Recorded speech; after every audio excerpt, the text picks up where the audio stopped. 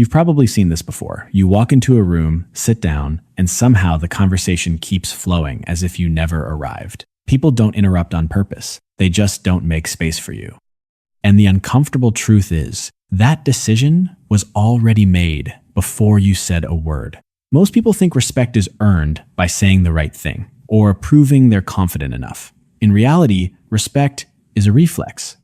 It's triggered by the signals your body and pace send about whether you belong here or you're asking permission. When your presence looks settled, people adjust automatically.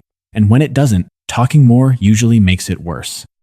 In the next part, I'll show you the first signal people read, often without realizing it. Think about the moment you enter a room where people are already talking. Your hand tightens around your laptop. Your shoulders pull in just a little.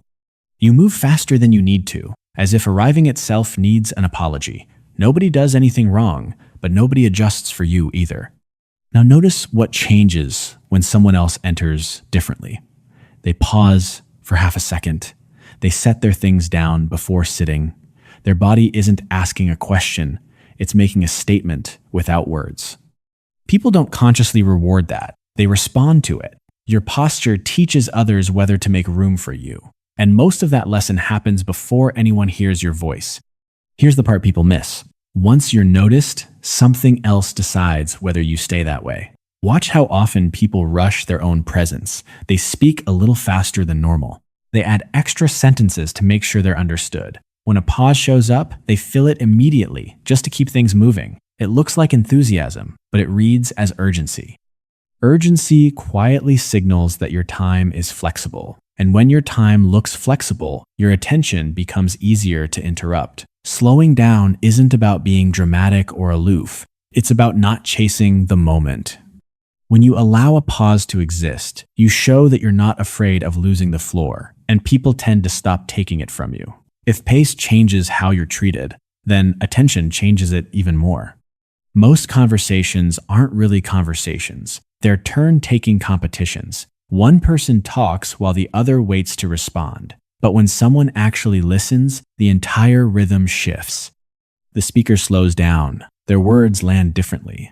Eye contact here isn't about staring or intensity. It's about anchoring yourself in the moment, then letting your attention breathe. You look, you release, you come back. And when the other person finishes, you don't rush to fill the space. People respect the ones who make them feel fully heard without trying to impress them. And once you see that, the next signal makes sense, even though it's the hardest one to tolerate. There's a moment in group conversations when everyone starts talking at once. Complaints stack on top of each other. Explanations get louder. Most people feel a pull to jump in just to stay visible. Silence feels risky there, like you might disappear. But watch what actually happens when one person doesn't compete. They listen while others exhaust themselves. They don't nod excessively or rush to agree. And when the noise drops, even briefly, their words land heavier because they aren't fighting for space. Silence works because it's rare. It shows you can tolerate the gap without panicking. And people instinctively read that as control. Still, this is where things quietly break for a lot of people, and they never notice it happening. Every time you rush to respond, over-explain, or smooth things over, you're teaching people something. You're showing them that your time is available on demand, that interruptions are acceptable, that your attention will stretch to accommodate them.